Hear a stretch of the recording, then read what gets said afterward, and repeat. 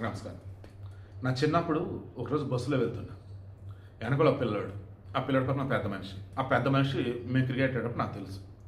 వాళ్ళు ఒక కమ్యూనిటీ. ఆ పిల్లడు వాళ్ళు బంధువే కాబట్టి మాట్లాడుతూ ఫ్లోలో ఒక హీరో టాపిక్ వచ్చి ఆ హీరోని అందరూ మాట్లాడాడు. ఆ పిల్లాడు ఏంటంటే ఆ హీరో వేరే కమ్యూనిటీ. దాంతో చిన్నప్పుడే ఈ హీరోల విషయంలో, రాజకీయ నాయకుల విషయంలో పిల్లల్ని అరకం తయారు చేసిన మన వాళ్ళు అని చెప్పేసి బాధపడ్డా. ఇది 2000 ఆ సమయంలో. ఇది 2026. ఈరోజు ఎంత దారుణంగా మారిపోయిందండి. నిన్న ఖమేనీ మరణించినందుకు, ఖమేనీని చంపేసిన ఇజ్రాయెల్ని, అమెరికాని ఊచకోత కోస్తాం, ఇక అసలు మేము వెనక తాగ్గాం అంటూ ఇండియాలో ఉన్నటువంటి కొంతమంది ముస్లింలు మాట్లాడుతుంటే ఫ్యూజులు ఎగిరిపోయినాయి నాకైతే. అదే సమయంలో పిల్లలు వాళ్ళు ఆడవాళ్ళు కానీ మగపిల్లలు కానీ చూస్తుంటే ముస్లింలే, బట్ అంత ఎడ్యుకేటెడ్ కాదు, అంత డబ్బులు కూడా నాకు అనిపించట్లేదు. ఇటువంటి వారినే రాజకీయ నాయకులు అండ్ మతాధికారులు ఆ మత పిచ్చిలో పట్టుకెళ్ళిపోయారు. ఏ రకంగా అంటే మోడీ హిందువు, మోడీ ముస్లిం వ్యతిరేకి. అరే మోడీ భారతదేశ ప్రధానిరా. భారతదేశ ప్రధానిగా ఆయన స్టార్ట్ చేసిన పథకాల వల్లే పేదటువంటి నా భారతదేశ ప్రజలకు వచ్చేసి తిండి, ఇల్లు అన్ని సౌకర్యాన్ని అలా పొందుతున్న వారిలో ఐఎమ్ ష్యూర్ ముస్లింలు బోల్డ్ ఎంతమంది.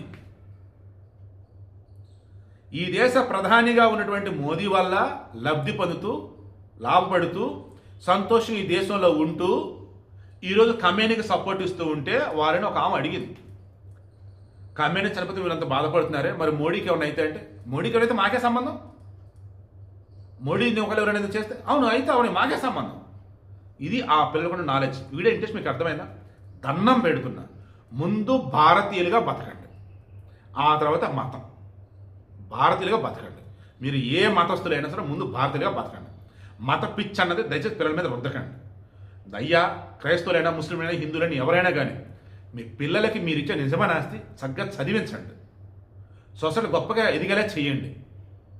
మత పిచ్చితో చిన్నప్పటి నుంచే వారి మెదడిని విషంతో నింపకండి. రాజకీయంతో వారిని బానిసలుగా మార్చకండి. It's a sincere request. ముస్లింలకి క్రైస్తవులకి మరల రిక్వెస్ట్ చేస్తున్నాం. హిందువులు కూడా ఉన్నారు కానీ ఇలా, బట్ ఈ ముస్లింలు క్రైస్తవులు సరికి నేను చాలాసార్లు అబ్జర్వ్ చేస్తున్నా, వ్యక్తుల మీద ఉన్నటువంటి కోపాన్ని, ద్వేషాన్ని దేశమే చిమ్ముతూ ఉన్నారు. అండ్ ఆ మత పిచ్చిలో పడిపోయి చదువుని నెగ్లెక్ట్ చేస్తారు, నాలెడ్జ్ మిస్ అవుతున్నారు, ఎదుగుదల కూడా మర్చిపోతున్నారు. మత పిచ్చిలో పడకండి. It's sincere request. మీ బిడ్డల్ని బాగా చదివించండి, గొప్పగా ఎదిగేలా చేయండి ప్లీజ్. చదివే నిజమైన ఆభరణం. అదే అంబేద్కర్ అని, అబ్దుల్ కలాంని మనందరికి బాగా దగ్గర చేస్తుంది. దయచేసి గుర్తుంచుకోండి. अमेरिका का साथ भारत नहीं दिया, फिर आगे चल के अमेरिका भी भारत का साथ नहीं देगा, फिर क्या होगा हमारे देश में? तो हम क्या करें? हमें नहीं मतलब है, हम हिंदुस्तानी हैं, हम ईरानी हैं, हम हिंदुस्तान में रह रहे हैं।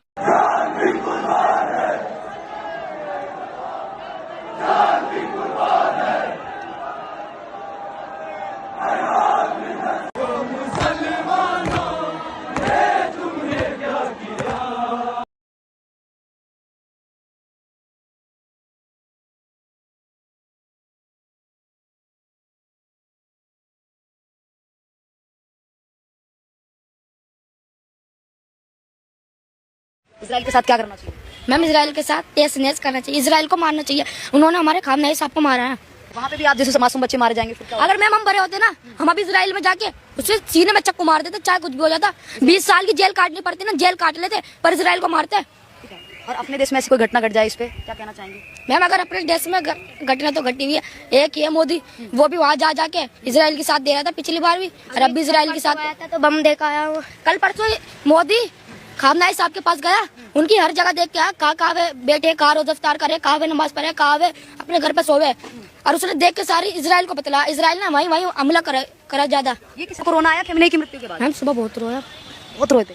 मैम क्यों नहीं रोगी जब वे हमारे रेबर थे। इसी तरीके अगर मोदी जी को कुछ हो जाता तो? इससे जाके मोदी जी को कुछ हो जाता, रोते? क्यों रोते हम? हाँ। मोदी जी को हम क्यों रोते? नहीं रोते मोदी जी, क्यों रोते हम? खमेनी के लिए रो रहे थे। मैम जब हमारे मोदी कुछ नहीं लगता तो हम उसके लिए क्यों रोते?